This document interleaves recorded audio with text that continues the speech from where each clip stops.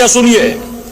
فرمایا جب یہ روایت یا حدیث مدینے سے باہر کسی مسیحی کو سننے میں آئی, کسی یہودی کو سننے میں آئی, کسی جناب داؤد کے ماننے والے کو سننے میں آئی کہ ایک نبی آیا ہے, ایک ایسا پروفٹ آیا ہے جس نے یہ کہہ دیا کہ میری امت کے علماء انبیاء بنی اسرائیل سے افضل ہیں, ان کے دل میں اعتراض پیدا ہوا کہ اگر کہتا میں افضل ہوں پھر بھی ہم ماننے کے لیے تیار تھے, لیکن اس نے اپنی امت کے علماء کا درجہ بھی اتنا بلند کر دیا کہ وہ ہمارے انبیاء سے افضل ہے. یہ فوراً اعتراض کے لیے مدینے پہنچے. کہ جیسے مدینے پہنچے کہ کہاں ہے تمہارا نبی؟ آواز آئی کہ نبی خدا دنیا سے گزر چکے, وہ دنیا میں رحلت کر کے. انہوں نے کہا اور اچھا ہوا, کیونکہ اعتراض تو علماء پر ہے کہ وہ افضل ہیں ہمارے انبیاء سے. کہ کون ہے نبی کے بعد؟ لے گئے جن کو بٹھا دیا گیا تھا نبی کے ممبر پر. کہ آپ ہیں عالم؟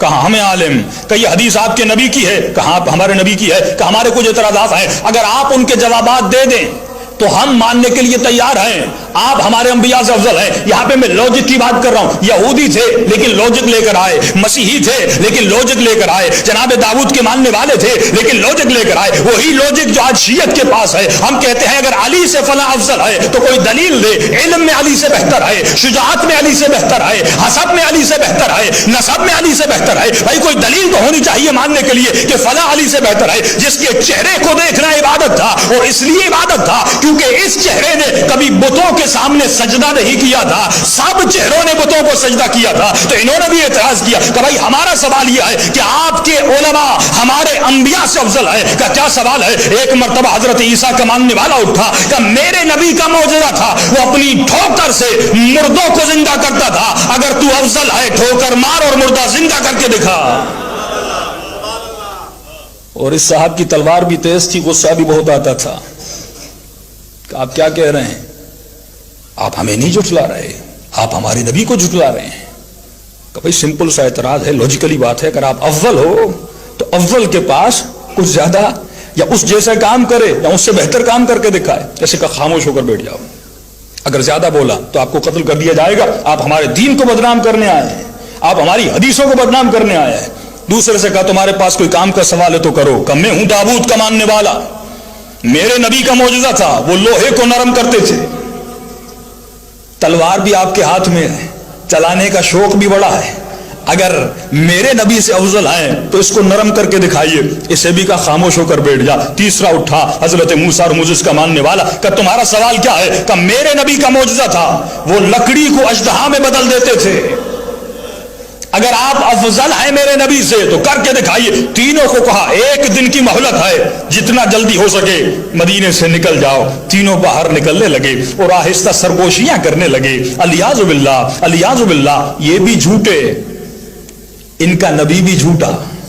کہ جیسے یہ آواز سلمان کے کانوں تک پہنچی کہ خبردار میرے نبی کو جھوٹا نہ کہنا, مسئلہ تمہارا ہے, تم جاہل کے در پہ گئے تھے, آؤ تجھے عالم کے در پہ لے جاؤں. فوراً سلمان ان کو مولا علی کے گھر کی طرف لے آئے. کہ ہمیں کیا پتا کہ عالم کون ہے اور جاہل کون ہے. فرمایا جیسے مولا کے گھر کے دروازے پر پہنچے, ابھی دستک دینے والے تھے, گھر کے اندر سے آواز آئی سلمان دروازہ کھلا ہوا ہے, تینوں کو اندر لے آ. پریشان ہوئے سلمان, اندر والے کو باہر والے کا کیسے پتا چلا؟ کبھی ابھی تم نے علی کے کمالات کو دیکھا کہاں ہے؟ جیسے گھر کے اندر گئے, مولا نے ان کو دیکھا نہیں. ان کی طرف پیٹھ تھی, مولا کے ہاتھ میں بیلچا تھا, گھر میں درخت تھا, اس درخت میں مولا کچھ کام کاشتکاری کر رہے تھے. امام نے وہیں سے کہا تمہاری جرت کیسے ہوئی, تم نے میرے نبی کو جھوٹا کہا.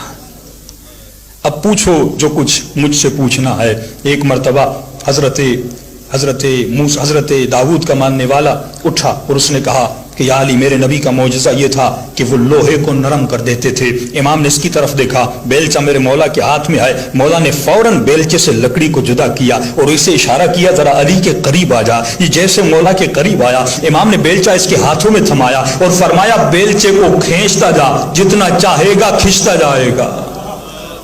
یہ پریشان ہو گیا, جیسے لوہے کے بیلچے کو کھینچتا گیا, کھینچتا گیا. کھینچنے کے بعد امام نے کہا اسے چھوڑ دے. جیسے اس نے چھوڑا پھر وہ بیلچے کی صورت میں بدل گیا. امام نے فرمایا تمہارے نبی نے صرف لوہے کو نرم کیا تھا, علی نے نرم بھی کیا, پھر حقیقی صورت میں بھی بدلا. فوراً کہنے لگا یا علی میں مان گیا. دوسرا اٹھا کہ تمہارا اعتراض کیا ہے؟ کہ یا علی میرے نبی کا معجزہ یہ تھا, حضرت موسیٰ کا معجزہ یہ تھا, وہ لکڑی سے اژدہا کو بدل دیتے تھے. امام کے ہاتھ میں بیلچے کی لکڑی تھی, فوراً اس کے سامنے پھینک دی, جیسے پھینکی وہ اژدہا میں بدل گئی, اور جیسے اس نے اژدہا میں بدلتا ہوا دیکھا اس کے وجود میں کپکپاہٹ طاری ہو گئی اور یہ ڈر گیا. جیسے ڈرا تو علی کے چہرے پہ مسکراہٹ آ گئی. امام نے فرمایا تو بھی ڈر گیا ہے, تمہارا نبی بھی دیکھ کر ڈر گیا تھا. تیسرے کو کہا کہ تم پر بھی کوئی سوال ہے؟ کہنے لگا یا علی ایمان تو آ گیا لیکن لیطمئن قلبی, میرا قلب مطمئن ہو جائے. امام نے کہا سلمان اسے باہر لے جا. سلمان اسے باہر لے گئے. امام نے لباس بدلا. لباس بدلنے کے بعد مولا کسی دور دراز قبرستان میں سے لے گئے. جیسے قبر پر لے گئے, امام نے قبر کو ٹھوکر ماری. قبر کو جیسے ٹھوکر ماری قبر پھٹی اور وہاں سے ایک نوجوان جوان باہر نکلا اور کہنے لگا السلام علیکہ یا امیر المؤمنین, اے امیر المؤمنین آپ پر میرا سلام ہو. امام نے تینوں کو دیکھا, کہا اسے پہچانا؟ کہنے لگے ہم نہیں پہچانتے. امام نے کہا نبی بھی تمہارا ہے, پہچانتے بھی تم نہیں ہو. کہ یا علی کون ہے؟ فرمایا جناب یوشع بن نون ہے. بس اتنا کہنا تھا. تینوں نے علی کے ہاتھوں پہ بیعت کی, رسول کا کلمہ بھی پڑھا, علی کا کلمہ بھی پڑھا. تو جہاں پر لوجک آتی ہے وہاں پہ علی کی ولایت آ جاتی ہے. صلوات پڑھے محمد و آل محمد.